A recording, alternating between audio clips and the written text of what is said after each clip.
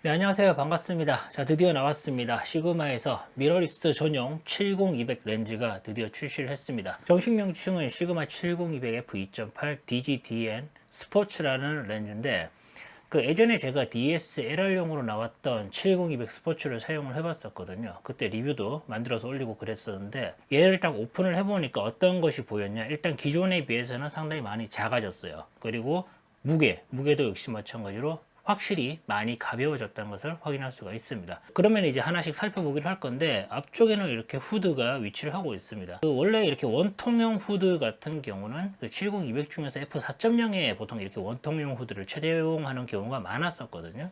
근데 요즘 추세는 보니까 캐논도 그렇고 소니도 그렇고 2.8에도 이렇게 원통용 후드를 채택하는 경우가 많긴 하더라고요. 두 가지에 얻는 부분이 있죠. 아무래도 라운드가 이렇게 쓱 져가지고 들어가는 부분이 없기 때문에 분방향으로 직접적으로 들어오는 빛을 차단시킬 수 있는 그런 부분들이 있고, 그냥 이렇게 뒤집어서 놓으면 간단하게 여러분들께서 테이블 위에 올려놓을 수 있는 장점이 있죠. 앞쪽에는 이제 고무로 이렇게 마감 처리가 되어 있고요. 그리고 후드 체결 방식 같은 경우는 보통 우리가 후드 체결할 때 넣고 돌린다, 이게 일반적인 상식이죠. 그런데 얘 같은 경우는 얘를 돌리는 게 아니라 위에는 볼트가 있습니다. 요거를 이렇게 돌려가지고 조는 방식으로 되어 있습니다. 자, 이 부분은 좀 이따가 제가 뒤에서 한 번 더 언급을 하도록 할게요. 그리고 앞쪽에도 고무로 이렇게 처리가 되어 있거든요.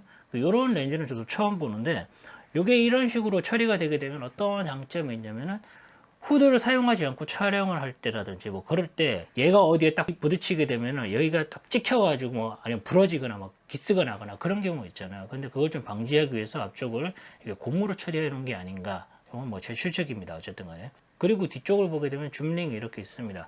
70mm부터 200mm까지 되는데, 중요한 포인트는 그건 같아요. 지금 보시는 것처럼 70mm에서도 200mm에서도 초점 구간의 변화가 있음에도 불구하고 전체적인 크기는 그대로 유지하고 있죠. 네, 이너줌을 채용하고 있는 고급 렌즈라고 생각하시면 되겠습니다.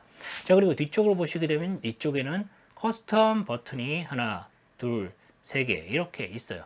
자, 일단은 제가 카메라 요거는 장착을 하고 좀 설명을 드리도록 하겠습니다. 자, 카메라에 장착을 하면 이런 모양이 나오게 되고요. 일단은 아까 전에 커스텀 스위치 있잖아요. 이걸 제가 설명을 드리려고 하는데, 이게 이제 어떤 기능을 저는 넣었냐면 동체 추적 기능을 이 앞쪽에다가 배치를 시켜놨어요. 그래서 사진을 찍을 때 얘를 누르게 되면 여기서 별도로 버튼 조작할 필요 없이 그냥 잡은 상태에서 여기를 딱 이렇게 누르게 되면 동체 추적 기능이 작동을 하게 되는 거예요.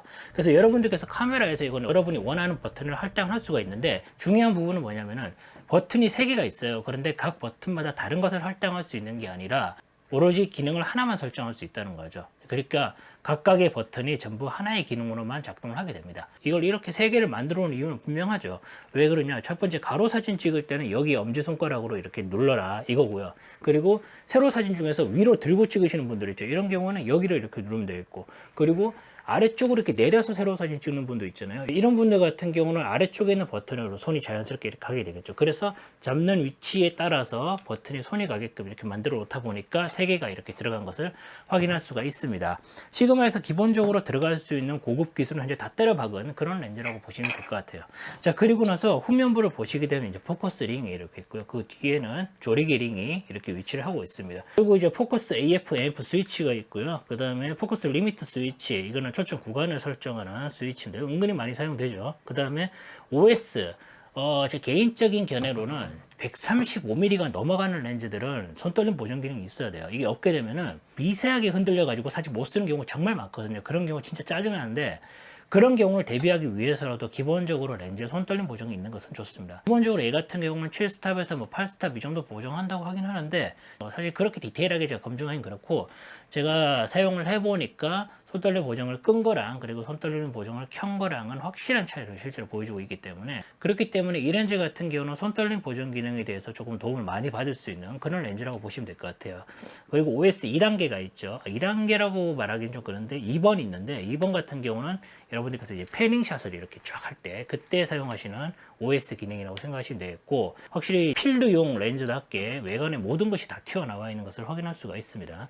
그리고 아래쪽에는 이제 클릭 온오프, 그리고 그 반대편에는 조리개 링 잠금 장치까지, 이런 기능들, 조리개 링부터 시작해서 각종 버튼 스위치, 커스텀 스위치, 그리고 커스텀 버튼, 이런 것들이 쭉 있는데, 이런 것들을 싹 다 빼버리게 되면은 무게는 확실히 다운을 시킬 수가 있어요. 그런데 그렇게 뺄 경우에는 전문가들이 사용하기에는 조금 애매한 포지션이 되어버리죠. 예전부터 시그마가 그랬어요. 타협하지 않는 게 두 가지가 있었죠, 시그마가. 첫 번째는 화질에 대해서는 절대 타협하지 않습니다, 시그마는. 그리고 두 번째 같은 경우는 우리가 전문가용 타겟으로 렌즈를 설계를 했으면은 전문가들이 쓸 수 있게끔 모든 것들이 다 들어가야 된다, 그런 게 있거든요, 시그마가. 그러다 보니까 자연스럽게 무게라든지 이런 부분들이 좀 너무 과할 정도로 많이 증가가 되는 경우가 상당히 많았었는데, 거기 DGDN으로 넘어오면서 그나마 상당히 많이 줄어든 거예요. 그렇기 때문에 얘 같은 경우도 전문가용 렌즈로 시그마가 애초에 포지션을 잡고 나와버렸어요. 그래서 이 기능 저 기능, 요건 빼는 게 좀 무게적인 측면에서 좋지 않을까, 뭐 그런 생각 할 거 없이 그냥 다 때려 박은 거예요, 그냥. 자, 그리고 아래쪽에는 보통 뭐 이거는 시그마에서는 소켓링, 캐논 같은 경우는 마운트링 이렇게 부르잖아요. 그 소켓링 같은 경우는 이제 특이한 부분이 이제 세 가지가 있어요, 제가 봤을 때는. 첫 번째는 삼각대 플레이트에 얘를 그대로 밀어 넣을 수 있다는 겁니다. 보통 플레이트를 장착을 하고 삼각대에 올리죠. 근데 그 과정이 필요 없습니다. 물론 얘를 그냥 올리더라도 아마 대부분의 분들이 플레이트를 별도로 장착을 할 거예요. 여기 기스나는 거 싫어하시니까.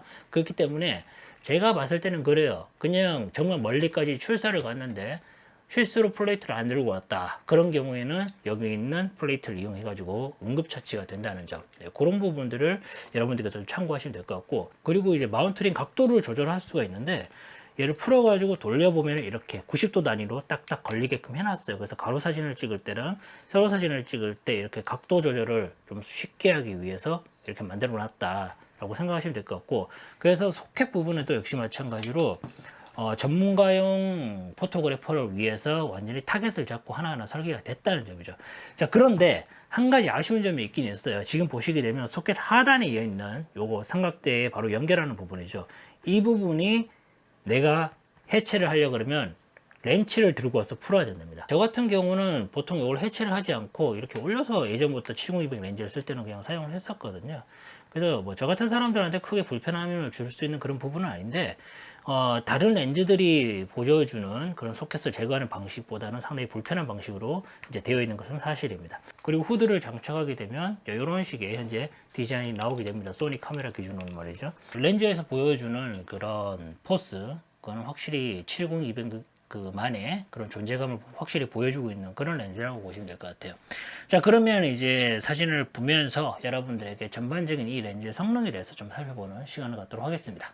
먼저 AF 성능부터 좀 살펴보겠습니다. AF 성능 같은 경우는 상당히 나무랄 데 없는 성능을 가지고 있습니다. 상당히 뛰어난 AF 성능을 보여주고 있고요. 원래 이제 70-200 렌즈들이 보통 대부분의 렌즈들이 광속화된 AF는 기본으로 깔고 나오기 때문에 얘만 가지고 와 정말 예술적으로 너무 빠릅니다 라고 이야기하기는 그렇지만은 그런 70-200 렌즈의 명성에 누가 되지 않는 그런 AF 실력을 실제로 가지고 있습니다. 원샷 원킬이라고 그러죠. 그렇게 사진을 찍는 데 있어서도 그렇게 어려움 없이 빠른 AF를 가지고 있기 때문에 촬영을 했었고, 그리고 AFC에서도 마찬가지로 상당히 빠른 AF를 실제로 보여주고 있기 때문에 여러분들께서 뭐 자녀분들께서 뛰어노는 장면, 뭐 운동회라든지 그런 데 가서 사진을 찍을 때도, 스포츠 사진을 찍을 때도 마찬가지예요. 그런 사진을 찍을 때도 역시 마찬가지로 상당히 빠른 AF를 보여주기 때문에 말 그대로 스포츠를 위해서 태어난 렌즈다, 막 그렇게 생각하시면 될 것 같습니다. 그리고 해상도 같은 경우는 말 그대로 엄청납니다. 써본 렌즈들 중에서 70-200 렌즈들 중에서 얘가 제일 뛰어나요. 이미지 해상도 같은 경우. 그만큼 해상도 있어서만큼 아까 전에 말씀드렸다시피 시그마가 타협을 하지 않는 렌즈들이 있다고 했는데, 얘도 마찬가지로 그 혜택을 받은 그런 70-200 렌즈라고 보시면 될 것 같습니다. 이미지 화질에 있어서만큼은 표준화소를 쓰든 고화소를 쓰든, 그리고 조리기 2.8을 쓰든 5.6을 쓰든 70mm에서 쓰든 200mm에서 사진을 찍든 간에 모든 영역에서 정말 미친 화질을 보여주고 있는 그 정도 수준이라고 생각하시면 될 것 같아요. 그리고 색수차인데요. 색수차 같은 경우는 그냥 없다고 보시면 될 것 같습니다. 이거는 물론 이제 정밀 측정 장비를 가지고 테스트를 하면 보이긴 하겠죠. 근데 그만큼 색수차를 사람의 눈으로 찾기가 정말 어렵다. 그 정도로 이해하시면 될 것 같습니다. 그리고 플레이어 억제력 같은 경우도 상당히 우수한 편에 속하는 그런 렌즈라고 보시면 될 것 같습니다. 그러니까 보편적인 상황에서는 상당히 일반적인 렌즈들보다는 훨씬 더 뛰어난 그런 플레이어 억제력을 보여준다는 거죠. 고급 렌즈다 보니까. 근데 말 그대로 완전 극단적인 상황에서 한번 테스트를 해봤어요. 일부러 진짜 태양의 눈높이, 그러니까 태양 자체가 제 눈높이보다 약간 높은 높이에 있으면서 거의 정면에서 빛이 들어오는 상황이 있잖아요. 거기에 인물을 배치하고 촬영을 해봤거든요. 이 상황에서는 솔직히 어떤 렌즈를 가져가든지 간에 아마 장사가 없을 겁니다. 촬영을 해보니까 플레이어가 이제 이런 형태로 나타납니다. 완전히 극단적인 상황이기 때문에 이 부분은 여러분들께서 조금 참고를 하셔가지고 판단하시면 될 것 같고요. 그리고 주변부 광량제와 같은 경우는 조리개 2.8 기준으로 현재 여러분이 보시는 것처럼 이렇게 나오고 있고요. 조리개가 이렇게 증가를 하면 할수록 주변부가 이렇게 어두워지는 주변부 광량제 현상이 좀 없어진다는 것을 바로 확인할 수 있죠. 그리고 빛갈라짐 같은 경우는 현재 이런 식으로 빛갈라짐 형성이 되어 있습니다. 시그마 같은 경우가 예전부터 이 빛갈라짐에 대해서는 상당히 타협을 또 하지 않는 그런 회사로 또 유명하잖아요. 줌렌즈임에도 불구하고 쫙쫙 갈라지는 빛갈라짐을 보여주기 때문에 여러분들께서 야경 사진을 찍을 때 좀 도움을 받을 수 있는 부분도 있습니다. 그리고 보케 모양, 배경 흐림 같은 경우도 현재 이런 식으로 나오고 있기 때문에 여러분들께서 이 부분도 참고하시면 될 것 같습니다. 그러면 조금 아쉬운 부분에 대해서 조금 이야기를 해볼게요. 저는 60600을 리뷰를 할 때 이미 이걸 한번 경험해봤기 때문에 별로 아무 생각 없이 사용을 했었는데, 어쨌든 말씀을 좀 드리자면은 보통 일반적인 상식에서는 놓고 돌린다예요. 후드를 잠글 때. 그런데 얘 같은 경우 후드를 장착을 할 때 놓고 얘를 잠급니다. 조금 시간이 오래 걸리죠. 그러니까 넣고 돌리면 1초가 걸릴 거를 얘 같은 경우는 넣고 얘를 돌리니까 3초가 걸리게 되는 거예요. 잠그는 깊이가 너무 깊어요. 그러다 보니까 3초가 걸리는 겁니다. 조금만 살짝만 돌려도 잠기게끔, 살짝만 돌려도 풀리게끔 이렇게 설계를 했다면은 그냥 넣고 돌리는 것과 차이가 없을 거예요. 그런데 넣고 나서 얘를 이렇게 계속 돌려야 되니까 이 부분에서 시간 소요가 좀 걸린다는 거죠. 물론 이제 사진을 찍을 때는 어차피 장착을 해놓은 상태에서 들고 다니면서 찍기 때문에 그게 문제는 안 될 거예요. 그런데 제 개인적인 생각으로는 이 부분이 분명히 조금 아쉬운 부분이다. 그래서 앞으로 다음에 나오는 렌즈들 같은 경우는 놓고 조금만 돌려도 잠기게끔 그런 식으로 스포츠 라인업도 좀 개선이 돼야 되지 않을까 싶기도 합니다. 이 렌즈를 가지고 정말 많은 사진도 좀 찍어보기도 하고 그랬는데 4시간 정도를 이제 카메라와 이 70-200 렌즈를 마운트 시켜놓고 손으로 들고 다니면서 찍어보기도 하고요. 그리고 한 3시간 정도를 인물 사진을 찍기 위해서 같이 돌아다니면서 이걸 들고 또 찍어보기도 했습니다. 실제로 이제 영상 리뷰 때문에 무선 영상 전송기까지 달아가지고 촬영을 했거든요. 그래서 무게는 실제 카메라 렌즈보다 훨씬 더 무거운 무게를 가지고 저는 촬영을 진행했는데, 실제로 이제 그렇게 촬영할 때도 촬영이 재미있어서 그런지 모르겠지만은, 카메라 렌즈 무거워가지고 집에 빨리 가고 싶다라는 생각은 단 한 번도 해본 적이 없는 것 같아요.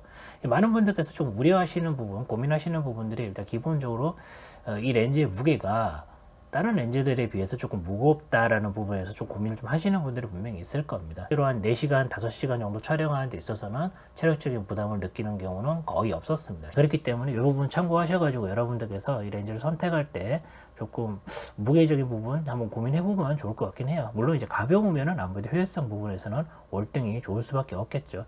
이 렌즈의 가격이 얼마에 나오는지 저는 모르겠습니다만 일단 저도 이 렌즈를 선택을 할 거고요. 여러분들께서 이제 그 70-200 렌즈 중에서 무게 1.3kg에 관한 무게 이 부분만 여러분들이 타협을 할 수 있다면은 여러분들이 선택했을 때 절대로 후회하지 않는 그 정도의 성능을 보여주는, 말 그대로 믿고 그대로 쓰시면 되는 그 정도의 성능을 가지고 있는 렌즈라고 저는 자신 있게 말씀드릴 수 있습니다. 자, 오늘 여기까지 하겠습니다. 고맙습니다.